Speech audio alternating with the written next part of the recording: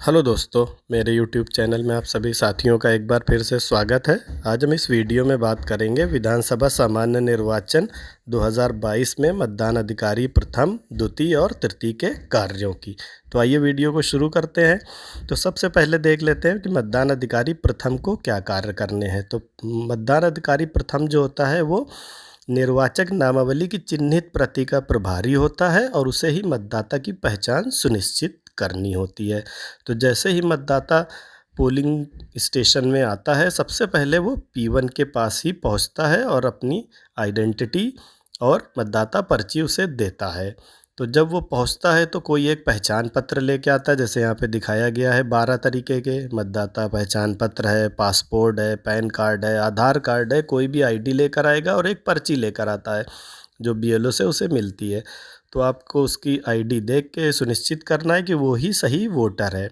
अगर आप संतुष्ट हो जाते हैं तब उसके बाद आपको अपनी जो भी लिस्ट आपको मिली है, मतदाता सूची मिली है, अगर आप यहाँ पे देखें नमूने में तो इस तरह की मतदाता सूची आपको मिली होगी। जब आप सुनिश्चित हो जाते हैं कि वोटर सही है तो आप, अगर वो पुरुष है तो जैसे 5 नंबर में देखेंगे आप लाइन तिरछी खींच के काट देते हैं, और अगर वो महिला है तो तिरछी रेड कलर की लाइन भी खींचेंगे और सीरियल नंबर पे गोला भी लगा देंगे कि ये वोट हो गया है। और इसके बाद आप उसे वोट डालने के लिए P2 के पास भेज देंगे। अब इसमें कुछ देखेंगे, अगर मतदाता सूची में कुछ वर्ड लिखे होते हैं, जैसे कहीं PB लिखा है, कहीं EDC लिखा है, तो ये भी समझ लेते हैं। PB का मतलब है यहाँ पे पोस्ट बैलेट, यानी पोस्ट से मतदाता वोट करेगा। EDC का मतलब है इलेक्शन ड्यूटी सर्टिफिकेट, यानी ये मतदाता की ड्यूटी इलेक्शन में लगी है और ये जहाँ पे ड्यूटी करेगा वहीं पे ही ये मतदान करेगा। तो ऐसे मतदाता आपके पोलिंग स्टेशन पे नहीं आएंगे। और एक और होता है ASD मतदाता। A का मतलब होता है एब्सेंट, S का मतलब होता है शिफ्टेड और D का मतलब होता है डेड। तो आपको कहीं कहीं एब्सेंट, शिफ्टेड या डेड भी लिखा हुआ मिलेगा। तो अगर ऐसा कोई मतदाता आ जाता है वोट डालने, तो ऐसी हालत में आपको क्या करना है, उसकी पहचान सुनिश्चित करनी है और उसके बाद निर्धारित प्रारूप पे घोषणा भरवाने के बाद उसको आप अनुमति दे देंगे। अब एक काम और P1 को करना होता है 2-2 घंटे के बाद, और कुल वोटिंग के बाद आपको महिला पुरुष की संख्या बतानी होती है। तो इस तरह का एक प्रिंट आउट आप नेट से निकाल लें पहले से ही। जैसे ही कोई वोटर वोट डालने आता है, जैसे पुरुष आया तो पुरुष की साइड में टिक कर लें, महिला आती है तो महिला की साइड में टिक कर लें। तो ये आपको आसानी से कैलकुलेशन हो जाएगा इससे। तो जब आपसे 2 घंटे के बाद या लास्ट में पूछा जाएगा कितने पुरुष और कितने महिला मतदाता ने वोट दिया, तो आप यहाँ से आसानी से बता पाएंगे। तो ये मतदान कक्ष में बैठने की कुछ इस तरह से व्यवस्था होती है। तो मतदाता आया P1 के पास, उसने अपनी आइडेंटिटी चेक करा ली और उसके बाद उसने जो है अपना नाम टिक करा लिया। अब वो पहुँचेगा P2 के पास। P2 के पास जब पहुँचेगा तो अब आइए समझ लेते हैं कि P2 के क्या कार्य होते हैं। तो P2 जो होता है, यानी मतदान अधिकारी द्वितीय, अमिट स्याही, मतदाता रजिस्टर और मतदाता पर्ची का प्रभारी होता है। तो जैसे ही कोई P1 से उसके पास आता है मतदाता, तो सबसे पहले वो उसकी तर्जनी उंगली पे स्याही लगाएगा। ये देखेंगे अगर फ़ोटो से तो आपको समझ में आ जाएगा कि मतदाता के बाएं हाथ की तर्जनी उंगली जो अंगूठे के बगल में होती है, आधा नाखून पे और आधा त्वचा पे इस तरह स्याही लगाएं कि वो स्पष्ट दिखाई देने लगे। फ़ोटो से आप समझ सकते हैं। तो पहला काम है उसका स्याही लगाना P2 का।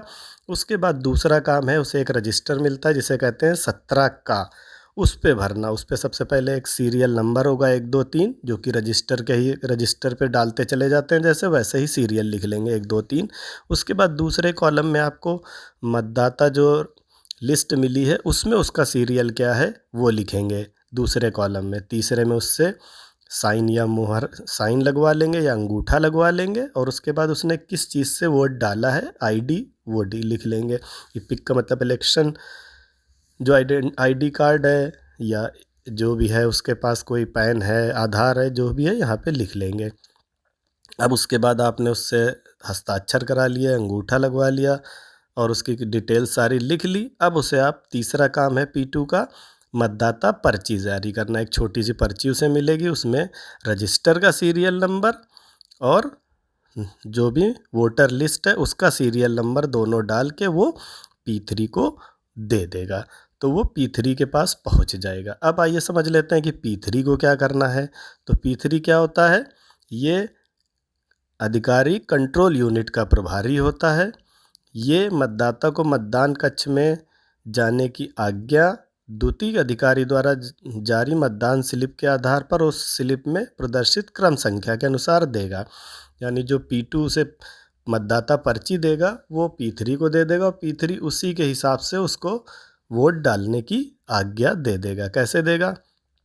मतदाता स्लिप सबसे पहले लेके अपने पास रख लेगा, क्योंकि मतदाता स्लिप भी जो होती हैं P2 द्वारा जारी वो जमा करनी होती हैं, तो वो अपने पास रख लेगा। उसके बाद जैसे चित्र में दिखाया गया है, कंट्रोल यूनिट उसके सामने होती है और बैलेट यूनिट और वीवीपैट वोटिंग कंपार्टमेंट में होता है। तो एरो से अगर आप देखेंगे तो मैंने दिखाया भी है कि कंट्रोल यूनिट में एक बैलेट बटन होता है। अब वो उसे बैलेट बटन को पुश कर देगा तो ये मशीन वोट डालने के लिए रेडी है। अब वोटर जाएगा वोटिंग कंपार्टमेंट में और अपना वोट डाल के जैसे उसे बीप की आवाज़ सुनाई दे जाती है वो बाहर जा सकता है। P3 को एक काम और करना है, जब उसे वोट डालने जाने से पहले देने से उसकी उंगली पे स्याही को भी चेक कर लेगा कि वो अच्छी तरह से लगी हो।